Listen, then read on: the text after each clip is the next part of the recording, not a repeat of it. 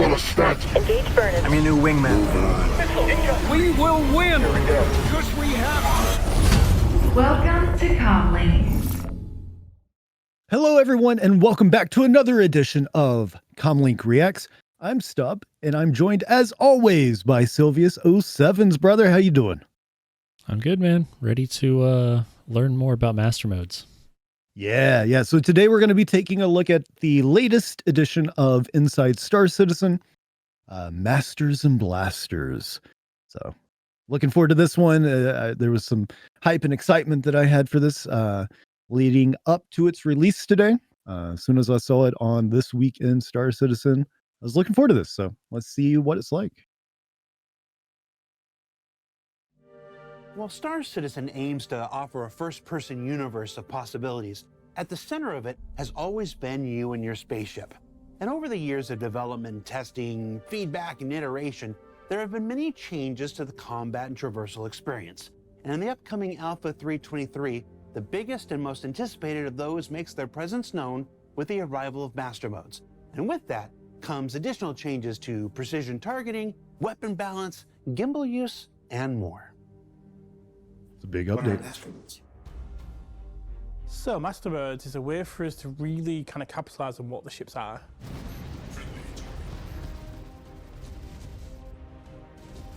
Basically, Master Modes are a new game feature that change all the combat experience inside the game.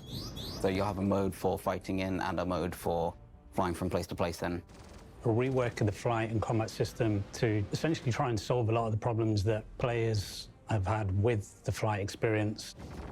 You can decide if you want to be in full combat mode, or you're just in transit, or you want to get out of a situation as quick as possible.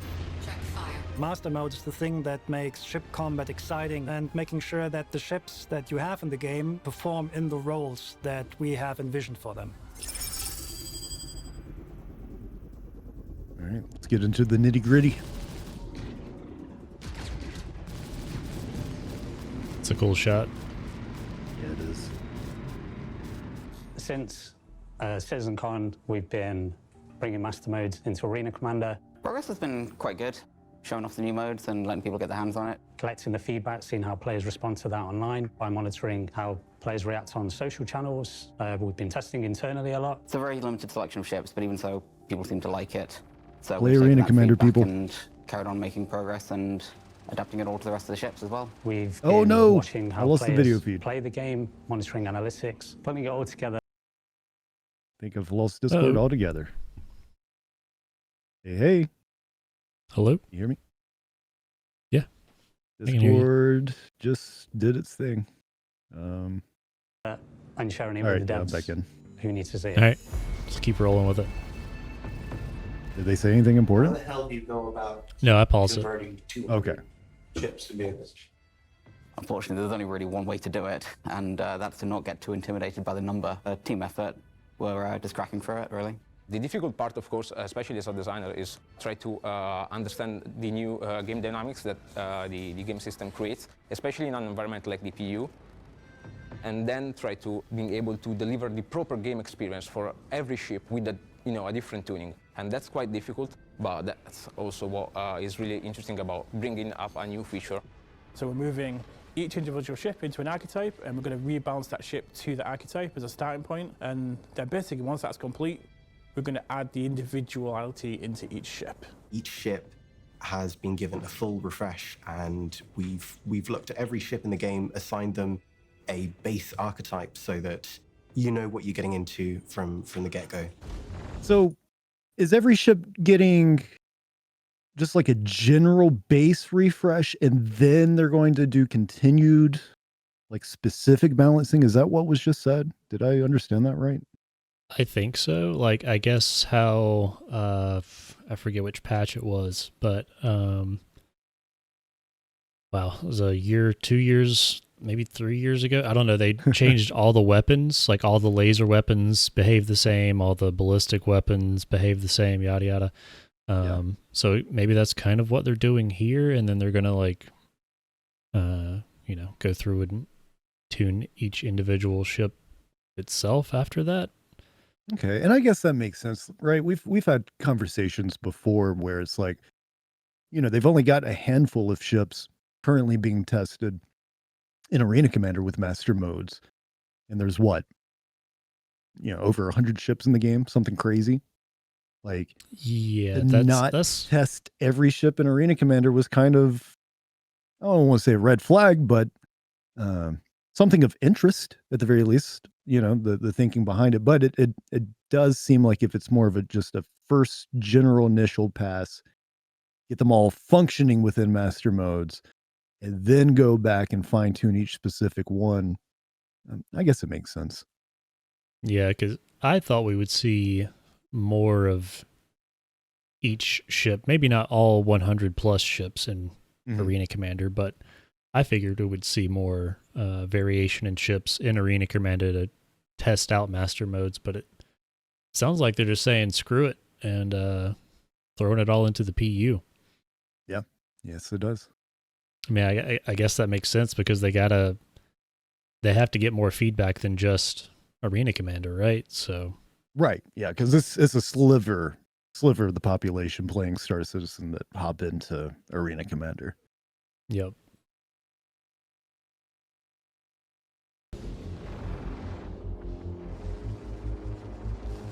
All ships, based on how big they are and what kind of purpose they serve, will get an archetype assigned to them. A typical archetype is a snub fighter. Very, very small, very agile, but it cannot dish out a lot of damage, and it can also not receive a lot of damage before it pops. Light fighter. Very maneuverable, decent weapon loadout, and it's basically there for agility engagements. Medium fighter. Pretty agile for its size, but it has a lot more offensive firepower. Target destroyed. Heavy fighter. They don't maneuver well, but when you happen to be at the front of them, you can die very, very fast. Now, these are basic tuning archetypes that we have for our fighter ships class, and all ships in that size will be assigned to one of these things. However, based on the ship and what the purpose of the ship is, we have variations of that. For example, we have the interceptor variant of these tunings. Okay. This is a tuning variation that can apply to any of these archetypes. An interceptor tuning for a ship means that this ship exchanges the agility. With agility, we mean the rotation rate and the lateral strafing accelerations simply for speed. So they will not be able to turn their velocity vector much. They will not be able to rotate much, but they will be very, very fast just going forward. So they have archetypes Racing and then ships tuning are like the within base those archetype archetypes. that almost all racers Yes. ended up with Yeah, so that's how it far are sounds. interceptors, because racers prefer speed over everything else. But you want to pick the right racer for the right track. The other end of the range are our, let's call them fighter bomber tunings. That means we trade agility for simply durability. On top of the fighters, we just keep going with this. We have gunboats for ships that are constellation-sized. We have corvettes for something like a hammerhead, right? So our hammerhead is, for us, is our anti-fighter corvette. Frigates are basically the biggest ship that players can control in the universe right now. So we're talking Idris, we're talking 890 Jump. I know that players cannot control the Idris, but we're talking ships like the Carrack. Those are frigates, really, really big ones, but also they will have variations in their tuning based on the brand and what the purpose of the ship is. So these are very big changes that are coming, but the main takeaway is that these archetypes are just reference frames for the type of tuning you want to give a ship. It does not mean that every ship that you have in the verse will fit a specific archetype. There are ships which are in between. For example, the Saber. This is Is it a interesting. medium or a light fighter? The in-between It's ships. somewhere in between. The Cutlass has not the durability of a heavy fighter, has, however, the turret of a heavy fighter, so it's somewhere in between. So there are ships which do not fit exactly into these frames. But this is the beauty of it, because these ships, we can make them fit anywhere where they want. We just need to make sure that the balance between them is right. Not everything fits in a box, and it would be very boring if it did. Totally agree. A lot of balancing. Wouldn't want that job. Precision targeting is a new way of aiming at specific parts of a ship. You get the zoomed-in picture of your target, and it allows you to paint over specific components of the ship. So if you want to take out the thrusters, you simply aim towards the thrusters, and your gimbals will make sure the bullet lands exactly where you're aiming. Okay. It's a big rework That of the looks entire good. target system with the goal to make it not only fit master modes, but also fit the problems we've had with target in the past, which is the control of the weapons and the accuracy. Since master modes is bringing everything closer together and master modes is slowing everything down, we need to make sure that the weapon speeds are adjusted as well. It will reduce your fire rate, it will therefore decrease the spread and allow you to be more precise where you hit. Good examples for that is if you want to fire at a ship from very far away and you want to make sure that your shots hit. An even better example is if you have a light fighter and you want to help take down a larger ship. You will not be able to take down the ship by yourself, but you can help other players by crippling the turrets with ballistic cannons, for example, and other subsystems. So it allows you to see better what you're currently targeting. What we're doing is we're bringing all weapons into 3 archetypes. We have the anti-fighter weapons that have higher fire rate and a higher velocity that allows you to hit targets such as a horde of gladiuses. And then we have the anti-material weapons. Anti-material weapons is the one you bring out when you and your friends want to hunt a hammerhead. It's got the highest damage of all the weapons. You want to deal as much damage as possible, but the target is big and it moves slow, so you don't have to worry as much about actually hitting the target. And then we have unspecialized weapons, which are in between the anti-fighters and the anti-materials.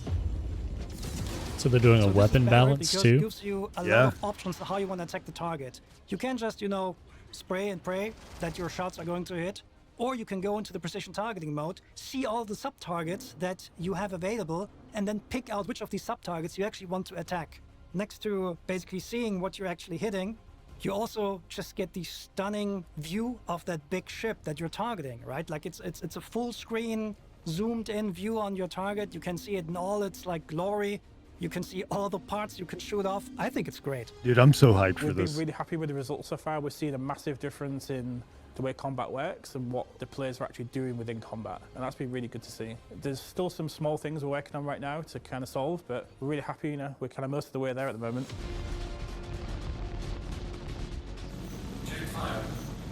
The next big thing that the new aiming system has is the removal of the so-called N-1 system. That means that when you have a gimbal attached to a ship, the weapon attached to the gimbal goes down one size. Yeah. At this point in time, after lots of testing, we're pretty confident that we don't want the system anymore. Thank you. So in the future, if you have a size 3 gimbal on your ship, it will carry a size 3 weapon. But we're actually going further with this because from 3 onwards, you will not be able to mount fixed guns on your ship anymore. In addition to that, all the turrets, however, will get gimbals. So this is a requirement because of precision aiming mode, because the precision aiming mode we also want to be able to use on turrets, and we need a way to make the bullets fly where we want them to fly without cheating. So this means all turrets, they will get gimbals on their guns so they can properly lead. But to still keep turrets more powerful in terms of their weapon employing capabilities, and also because turrets cannot just, jump on the way out of the way, the auto gimbal mode will be something that's exclusively available to turrets. So pilots will still be able to manually gimbal their weapons with, either tying it to their controls or by looking around. But only turrets will be able to use the auto gimbal system because turrets are supposed to be very, very dangerous. And so players just have the choice how to apply the damage the best. However, because auto gimbaling is also in an assisted mode, it will come with a reduction in fire rate, just to keep things fair. Interesting. So the feedback, it has been going pretty well. We've been really happy with working with the community who's been playing this to kind of fine-tune it and make the changes needed, and we have made a lot of changes based upon these feedback. Most of the feedback that we've been getting has been pretty positive around squadron battle, where there's some pretty good group combat dynamics players are reporting positively on. There's some really cool gameplay emerging, such as how players evade now is quite different. You have to drop chaff, break your target lock, break away, find your opportunity to break away from your pursuing ship. What we can see at the moment is that players are very happy with squadron battles. Players are not very happy with the 1v1, so this is more an area where we have to improve. Of course, there are some very detailed feedbacks about some tuning choices, how we should make some type of archetypes better rather than not. But in general, I want to read into the complaints about the 1v1s. The players are really I was just thinking that. roles that we've got. The interceptors are quite successful. There's been some pretty good feedback around the Buccaneer. We've probably still got a little bit of work to do around the light fire class and 1v1s, but other than that, it's been pretty good. It means you can stay closer. You are much more in control of staying in a closer formation with other people that you're playing with. When we do our regular playtests, we can actually fly in our own version of a formation, and we can track targets without being several kilometers off each other. That's your version of a formation. Our version of a formation is generally, if we can see each other still and we're not accidentally shooting each other, I'd consider that a good formation. I'm not sure that's the textbook definition of formation. Everything's relative, right? I can see you and not crash into you. That's not a formation. It's a win if at least two of the four of us manage to make it away in one piece without any friendly fire incidents.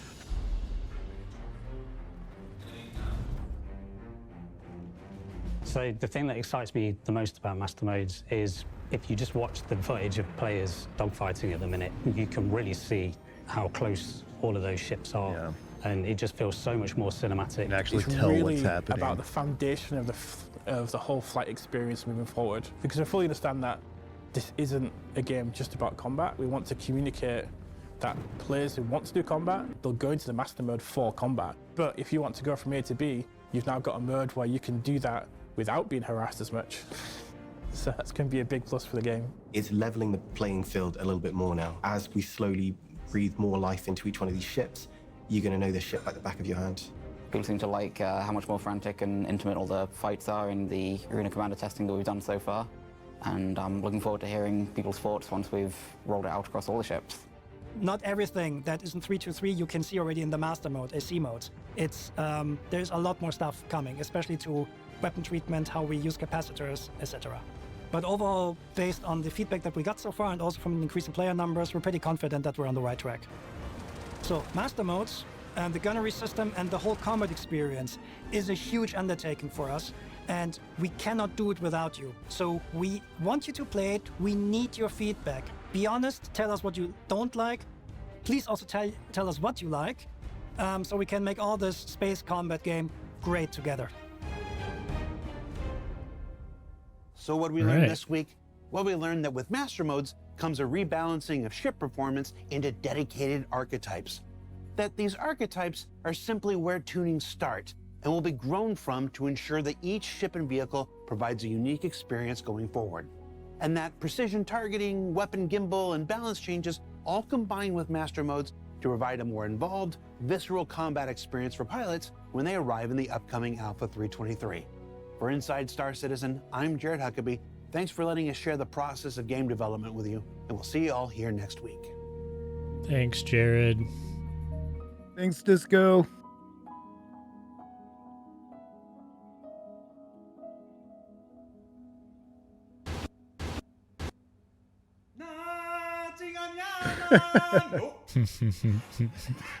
Whoa. What is that? What is that behind the dude? The space cow? Yeah, is that a space cow? Is that what that is? Yeah, I think so. What is that? Is that a message saying that they're coming in 323? Must be. You know what to do, Internet. Oh, man. Probably not coming in 323. Yeah, definitely not. Man, that's Master Modes. Yeah, it is.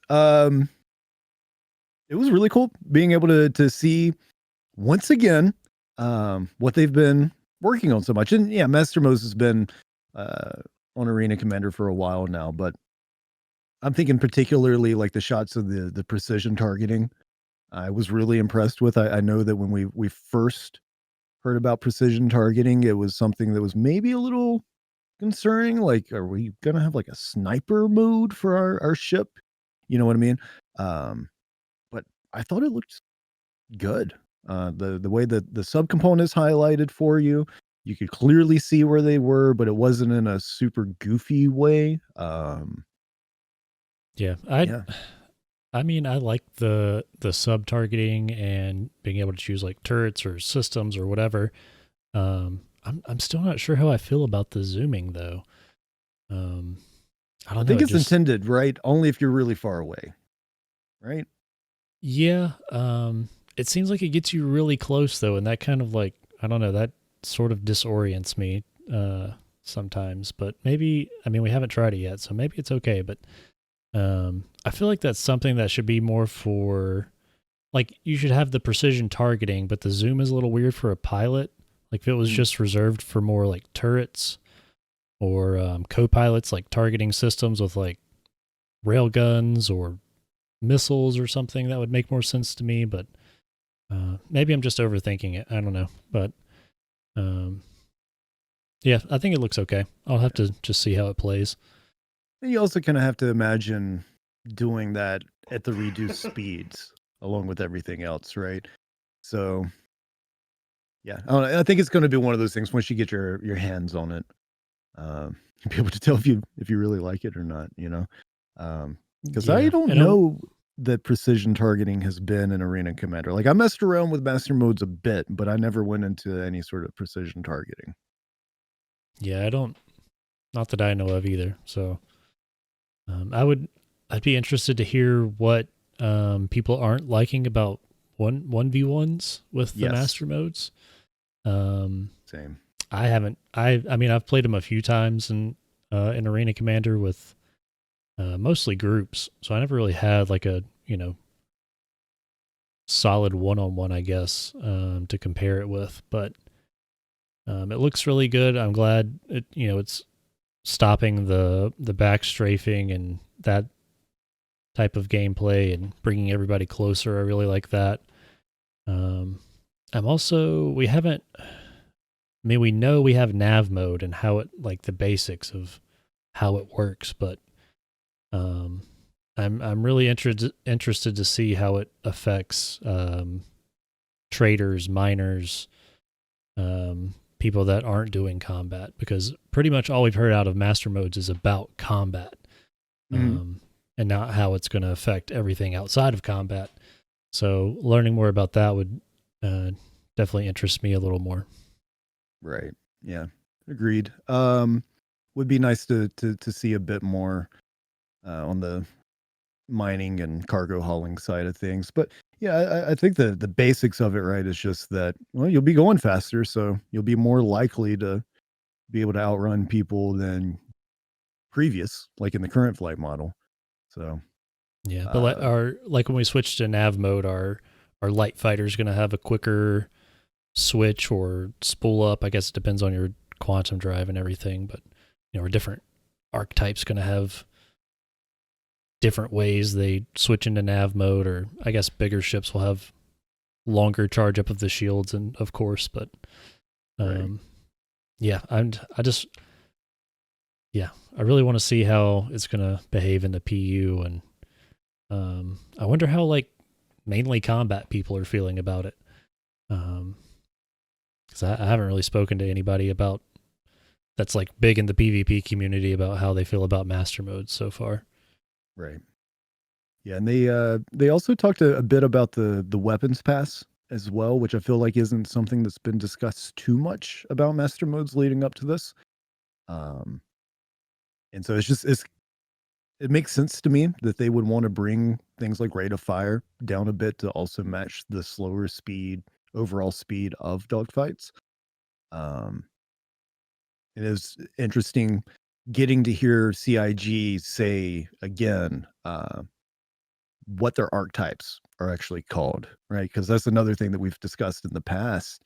Like, what do they consider to be a corvette or a frigate, or other words? I think it was when we were talking about the original stretch goals for Star Citizen, like, what's a battle cruiser right now? And I didn't hear battle cruiser mentioned whatsoever in this video, so it's just nice getting an updated I guess sort of glossary of ship archetypes, and I guess weapon archetypes as well. Yeah, I'm sure we'll get a little more information on it closer we get to 323, but that was pretty good overview, and I'm excited for him. I think it's going to change a lot of how people fly and behave in the verse. Yeah, me too. And again, 2 weeks in a row now. This is what I love to see out of ISC. Show and tell. Don't just talk about it. Show us a bit. and they fully delivered again this week, I felt.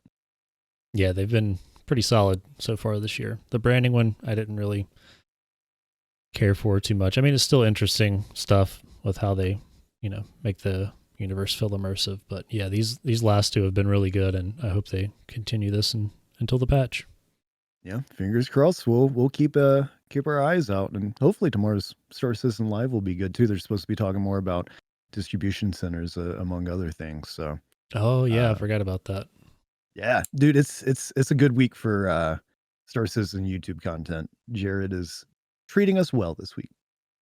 Oh yeah, we love you, Jared. Yes, we do. All right, so that's going to be it for today's CommLink Reacts. Appreciate everybody for hanging out with us, checking out Inside Star Citizen Masters and Blasters with us. Don't forget that the CommLink Podcast releases a new episode weekly featuring discussions about Star Citizen and Squadron 42. The CommLink Podcast can be found on both YouTube and Spotify. You can follow CommLink on Twitter and Instagram. The username for both platforms is @CommLinkPod.